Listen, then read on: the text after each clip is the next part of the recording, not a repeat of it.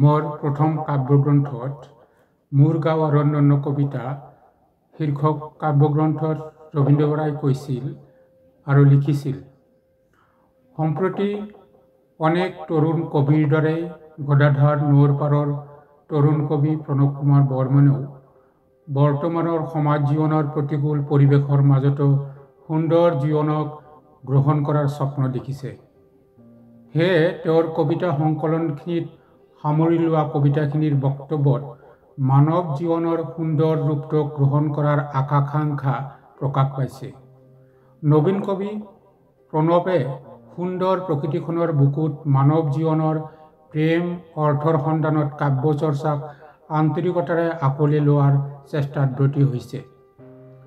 নবীন কবি গৰাকী প্ৰায়খিনি কবিতাত নৈ, পথাৰ, গাঁও, চহৰ, বিভিন্ন ঋতুৰ ৰঙৰ পৰশত মানুহৰ কৰ্মব্যস্ত জীৱনৰ বিচিত্ৰ অভিজ্ঞতাখিনি ছন্দবদ্ধ ৰূপত প্ৰতিফলিত হৈছে। নৈৰ গতিশীল ৰূপটোক নবীন কবিক আকৰ্ষিত কৰি আহিছে। নৈৰ সহচৰ্যত কবিয়ে বিচাৰি পাইছে মুকলিমূৰীয়া জীৱনক। কবিৰ প্ৰিয় নৈ গদাধৰ। সেয়ে কেইবাটাও কবিতাত গদাধৰৰ উল্লেখ আছে।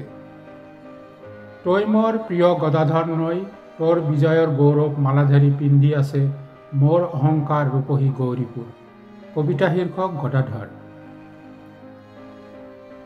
গদাধৰৰ ওঠে যেতিয়া মোৰ ওঠত চুমা খায়, তেতিয়া মাতৃৰ প্ৰসাৰিত সুশীতল কলাত আউজি পৰোঁ।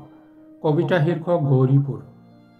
প্ৰিয় নৈখনৰ কাষেদি বৈ ৰৈ নবীন কবিয়ে শান্তিময় জীৱনৰ কামনা কৰাৰ লগতে পৃথিৱীৰ সমস্ত সেউজীয়া ৰূপটো চোৱাৰ হেঁপাহখিনি ব্যক্ত কৰিছে। শস্যৰ পথাৰৰ উৰ্বৰা কৰা নৈৰ অকৃত্ৰিম ভালপোৱাৰ মাজতে মানুহ আৰু নৈৰ নিবিড় সম্পৰ্কক নবীন কবিয়ে গভীৰভাৱে অনুভৱ কৰিছে। আপোন গাঁওখনৰ সোঁৱৰণীয়ে কবিক প্ৰায়ে আমনি কৰে।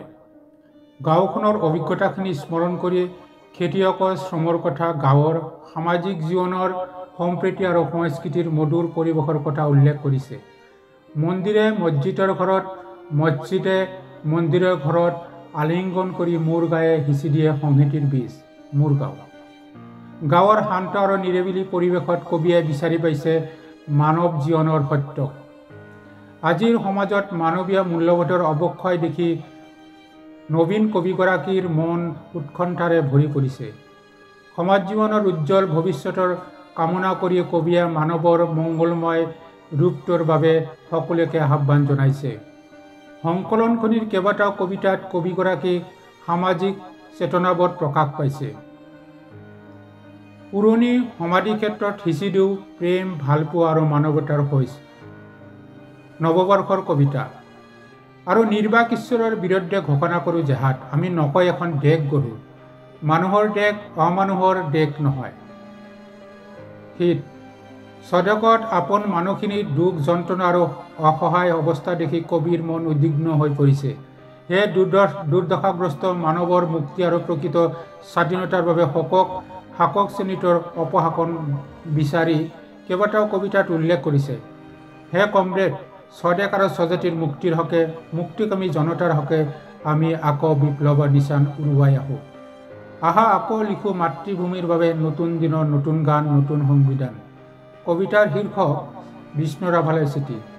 সংকলনখিনি এটা ভাল পাওঁ বিষ্ণু ৰাভালৈ চিঠিৰ বক্তব্যত নবীন কবিগৰাকী বিপ্লৱী শিল্পী বিষ্ণু ৰাভা জনগণৰ মহান স্বাৰ্থৰ প্ৰতি উৎসৰ্গিত সৃষ্টিকৰ্মক প্ৰকাশ কৰি সময়ো ভাল নহয়, তুমি আহিলে নীৰৱে পাতিম স্বদেশ স্বজাতিৰ কথা আৰু প্ৰস্তুত কৰিম স্বদেশ মুক্তিৰ সামৰিক আৰু অসামৰিক আঁচনি। উক্ত কবিতাটোৰ কবিৰ সমাজ চেতনাৰ উজ্জ্বল প্ৰকাশ পাইছে। একেদৰে শীত, পৰাগ দাস আৰু কিমানবাদ, বিপ্লৱ, মানকাছাৰ, এটা বিদ্ৰোহী কবিতা আদি কবিতাত নবীন কবিগৰাকীৰ সামাজিক চেতনাবোধ আৰু বঞ্চিত পীড়িত জনগণৰ প্ৰতি সহানুভূতিশীল স্বৰ শুনিবলৈ পোৱা যায়। দেশত দৰিদ্ৰ কৃষক শ্ৰমিক সমাজৰ শ্ৰম মৰ্যাদাৰ কথা কবিয়ে দাঙি ধৰিছে। কৃষক কবিবোৰে নাঙ্গলেৰে ৰচি যায় মানৱৰ বহু প্ৰাণৰ গান, মোৰ গাঁও।